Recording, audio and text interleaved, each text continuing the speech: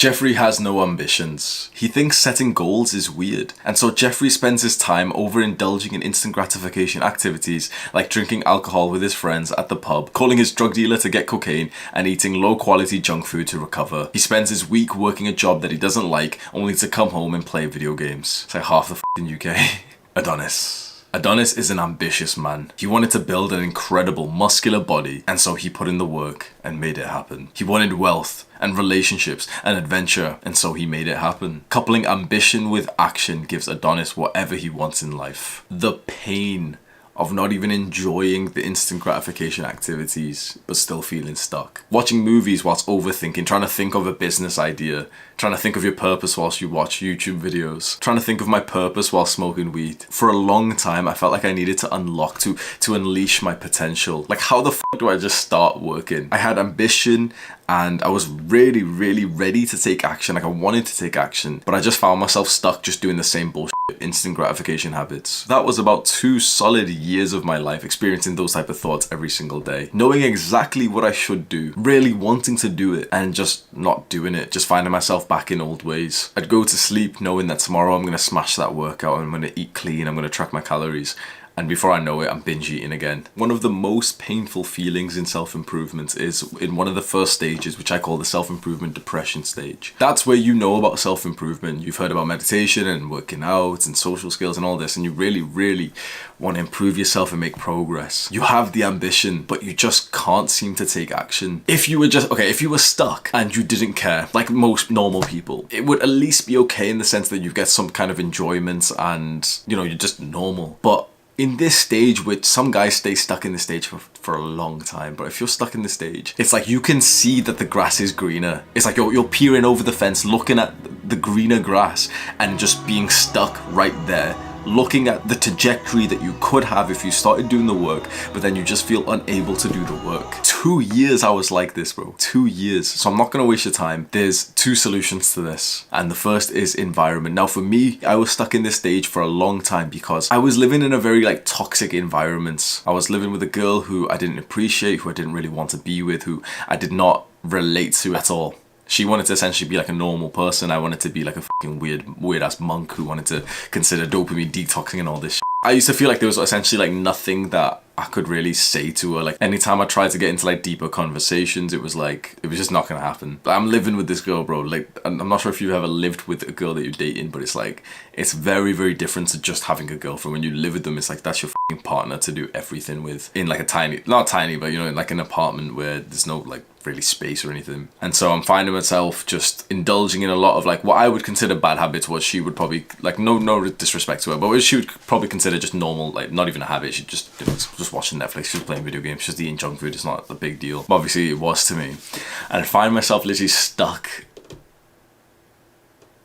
It's a very depressing time, man. And so I have 2 full journals. I've read my journals out on my live stream before. Each journal is a notebook. It's this thick. I had 2 that I filled out debating whether or not to leave her to move back home. So I was living in my student city. I finished my studies and then I got an apartment with her. For 2 whole journals I was debating leaving her and moving back home to my family house in Warrington, 20 miles away. Every single time I debate it, I just think to myself, okay, the main reason I want to go is because I just want to work. I want to do these projects. I want to start this online business and I just can't seem to do it. I'm just doing so many bad habits. I'm smoking weed all the time. I feel stuck like this. And I'd always kind of concluded wait, you know what? I've actually got a really good girl here. She's not a bad person. She's actually very good, kind-hearted person. She treats me well.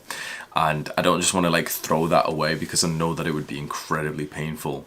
So I know what I'll do. I'll try and make it work here. What I'll do is I'll wake up early tomorrow and I'll do lots of work and stuff. And for probably 100 different attempts to try and make things work. My relationship with her was fine. It was actually pretty good, but it was this environmental shit that was kind of influencing how I felt. Do you know what I mean? So, but in the end, honestly, I'll shortcut the explanation for you, but in the end, honestly, the only way that I was actually able to start working was when I completely changed my environment. So I went from living with her, being able to essentially do what I want, to moving back home with my family. I can't fucking smoke weed here. I'm not gonna do you know what I mean? So I moved back home. This is my bedroom, and I just made this place my office. And I just thought, okay, this is the place I'm gonna do work. And instantly, like literally straight away on the first day that I moved back home and I changed my environment, I'm doing work. I'm doing a good amount of work. Now, of course, that work was pretty like small, you know, kind of like all over the place compared to where I am now. But there was a huge improvement from that. So if you find yourself relating to what I said earlier in the video, that you feel like you've got big ambitions, big goals, but you just need to like unlock yourself, you feel stuck right now, you could try to change your environment. And there's two different ways that I would say this. One, for example, is to move where you live. So potentially you can't do work because you live with your family and they're really distracting, or potentially you can't do work because you live with distracting roommates or friends or girlfriends or something. And essentially moving where you live would be able to like potentially unlock that potential that you've got. But most people probably can't do this because, you know, moving where you live is kind of expensive, and maybe if you'd had that option, you'd probably try and do it before. The other suggestion that I can think of for someone who's experiencing this is to essentially change your work environment, because that's what we're trying to do, right? You're trying to work, you just can't find yourself like working, being productive, and that's because you're probably trying to do work in the place that you also try to like relax and play. Now, I am one of the very few exceptions of guys who can do this. Like this is my bedroom, but I can work here and also like unwind here completely fine, like absolutely fine. Most people can't actually do this, and I've spoken to a bunch of entrepreneurs, small level entrepreneurs, you know, who are slightly becoming successful when they're in their 20s. And almost all of them have said the same thing. And they all take their calls as well in what I'm about to say, which is that they went online, found like a co-working office space, like some office space, you know, near like some building next to where they live, and they take their laptops and they work from there. Like I'm actually surprised of how common that is to see with people who are actually like doing some work. They all go to like these co-working spaces. That's just one of the practical tactics I can give you here. If you're finding yourself unable to work, look onto Google Maps of just office space, co-working space, and you can probably find like some spaces which are like $100 a month, $200 to $300 per month, and book into that and essentially have your work day there. Then all you need to do is make the habit of getting your laptop, getting your stuff ready, and just going to that office. If you're in that office for 4 to 8 hours per day, you're going to get some work done. Now, when I considered this, I did actually consider this, but there was a few excuses I made. One, I was thinking, oh no, but that costs money and I don't want to spend money. And two was, oh no, like, you know, if I go there, then I'll have to use my laptop and I'll be able to do better work on my gaming PC. You weren't even doing work on your gaming PC anyway, so like, why the f are you talking about that, right? I would have done more work on my laptop if I went there than at home, right?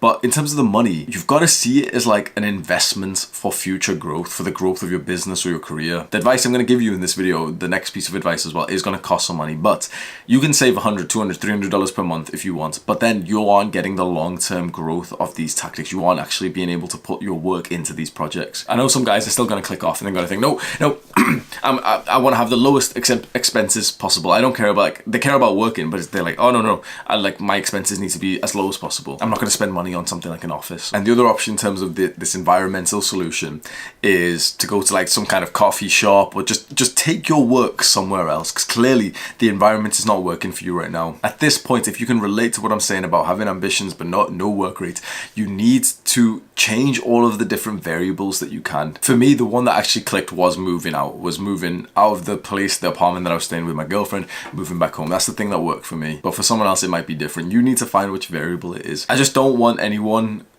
who has this ambition to experience that same dull 2-year period that I did. Like when I think back to it, bro, like I can't even believe that I was actually in that, like, I can't believe I experienced that for years. When I think about how much being able to create and produce means to me right now, and I felt so stunted and like held back from that, and it's worth it. As someone who's experienced both sides to life, I'm telling you right now, like $300, $500 a month, bro, it's absolutely worth it. Go to little coffee shops, take your laptop anywhere you can. Pretty sure you can get to like the library for free or something. Just do your work somewhere else. Because at the end of the month, would you rather have significant progress to your business or to level up your career or your skills, or would you rather keep that $300 in your bank account? Now, there's some people who would say that yes, they want to keep the $300. Those people are nothing like us. If you've been following along to my videos, you know like how much your life can change when you actually put in the fucking work into a business. And $300 a month is like completely insignificant compared to the progress that you could make. And the same guys who would disagree with me, it's like such a weird mentality that they have where they'll save the money and then they'll spend that money on AirPods or new fancy clothes, and then they stay stuck. And the second solution, if you find yourself stuck in terms of like productivity and work, is mental health. Now straight away all the little Jeffrey Spurgs are going to click off because mental health doesn't really sound enjoyable. When I see the YouTube analytics, bro, I get kind of disappointed. The moment I start talking about mental health in a video, it's like, you motherfuckers just like drop off because I'm not talking about fucking pussy. You want pussy, bro, good mental health is going to get you it. You want money, good mental health is going to get, like, anything you want, right? And requires your brain. Like, everything in this world requires your brain. Like, does it not baffle you to think that you can literally level up your brain? Like, the one thing that stunts your brain's progress is your mental health, or having mental illness, having stress, depression, and anxiety. And if you can ease these three, your brain gets to work on like full capacity. Specifically, because I'm not talking about getting pussy right now, because I'm not talking about getting muscle and making money. Most young guys aren't interested. But that stuff that you want, the muscle, the money, the pussy, the stuff that you want in life comes from your brain being good, and your brain becomes good when you focus on mental health. So there's a phrase that I keep saying that I really want you to write down and to like really think to yourself. Your mental health determines your productivity. Now, I've done a bunch of videos on mental health. I've done videos on how to improve depression, anxiety, but the thing is, I'm not going to waste your time, because with something as